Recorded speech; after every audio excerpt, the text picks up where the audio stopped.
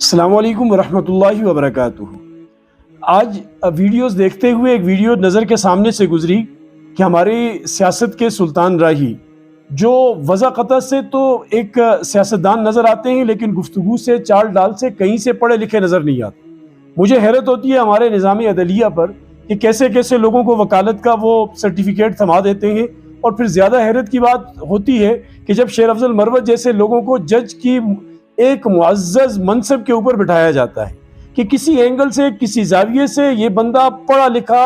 سلجھا ہوا تمیزدار با اخلاق کوئی خاندانی فرد نہیں لگتا۔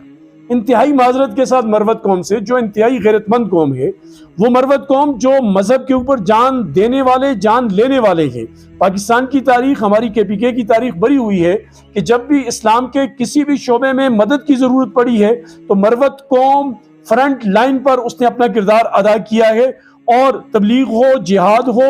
وہ مدارس ہو، خانقاہوں کا نظام ہو، علماء سے محبت ہو، دین سے محبت ہو، افغانستان کے مہاجرین کو جگہ دینی ہو، ان کی مدد کرنی ہو، مروت قوم ہمیشہ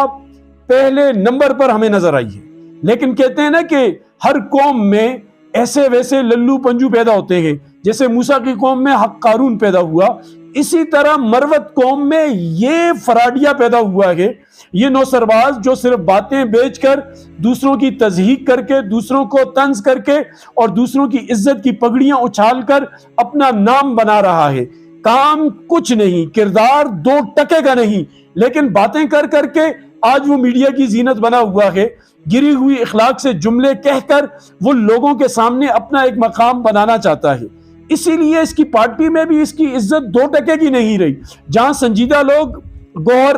ایڈوکیٹ گوہر جیسے، اسد کیسر جیسے لوگ، عمر ایوب جیسے لوگ، اور جو سنجیدہ لوگ PTI کے اندر ہیں، وہ بھی اسے ناپسند کرتے ہیں اس کی اس غلط حرکتوں کی وجہ سے۔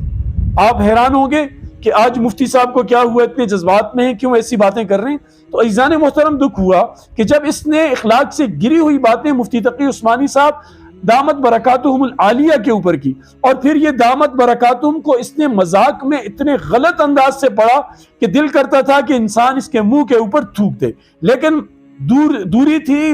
فاصلہ تھا، ایسا موقع نہیں مل سکا۔ اور وہاں جو لوگ تھے انہوں نے جب سوال پوچھا کہ مفتی تقی عثمانی صاحب نے جہاد کا فتویٰ دیا ہے، تو اس نے بہت ہی استہزائیہ انداز سے مفتی تقی صاحب کے اوپر چوٹ کی کہ خود جائے، اپنے گھر کے لوگوں کو بھیجے، اور پھر ان کی گاڑیوں پر اعتراض کیا، BMW اور مرسیڈیز۔ اور بھائی پوچھو تو اپنے خان سے پوچھو نا،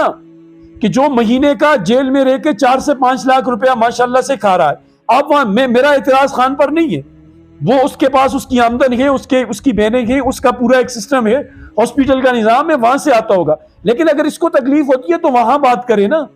پہلی بات تو یہ ہے کہ مفتی تقی صاحب کے پاس اس قسم کی گاڑیاں نہیں ہیں، اگر ہیں بھی تو تمہیں کیا تکلیف ہے؟ تمہارے کون سے پلے سے انہوں نے لی ہوئی ہے؟ اللہ تبارک و تعالیٰ نے انہیں عزتیں دی، انہیں گاڑیاں دی، انہیں شہرت دی، انہیں اللہ تبارک و تعالیٰ نے یہ منصب عطا کی۔ پھر ان ساری باتوں کو چھوڑے،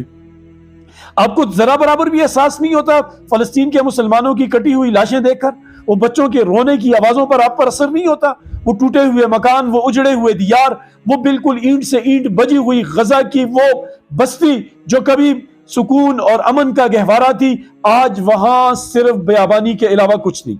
تو اس میں تو یہاں تو سیاست کی بات بھی نہیں تھی۔ اور وہ کسی نے کیا اچھی بات کہی کہ دیکھو ہر کوئی اپنے حصے کا کام کرتا ہے، ہر کوئی اپنی تنخواہ پہ چلتا ہے۔ مفتی تقی عثمانی صاحب اپنی تنخواہ کا کام کر رہے ہیں، مفتی منیب الرحمان صاحب اپنی تنخواہ کا کام کر رہے ہیں، اور وہ تنخواہ وہ مدینے سے لیتے ہیں، اور یہ اپنے ایجنٹ ہونے کے پورے ثبوت دے رہے ہیں کہ بھائی ہم بھی کسی کے لے پالے کے، ہم بھی کسی کے پالے ہوئے لوگ ہیں۔ اور جب بھی مذہب کی کوئی بات آتی ہے، جب بھی علماء کی کوئی بات آتی ہے، تو ایسے لوگ، فواد چودھری جیسے لوگ، شیر افضل مروت جس کو شودا مروت کہا جائے تو بیجا نہیں ہوگا، اس قسم کے لوگ آ کر علماء کی تضحیق کرتے ہیں، اور ان کا مقصد کسی عالم کی تضحیق کرنا نہیں ہوتا، بلکہ اس فتوے کی، اس بات کی تضحیق کرنا ہوتا ہے۔ اب یہ تو یہاں پر آ کر کہہ نہیں سکتے کہ بھائی اسرائیل کے خلاف جو جہاد کا فتویٰ دیا یہ غلط ہے، اسرائیل کے خلاف جہاد نہیں کرنا چاہیے، یہ بات تو نہیں کر سکتے تھے، کیونکہ PTI کے اپنے لوگ غیرت مند ہیں، مذہبی ہیں، وہ اسلام سے بڑی محبت رکھتے ہیں، فلسطینیوں کے دل،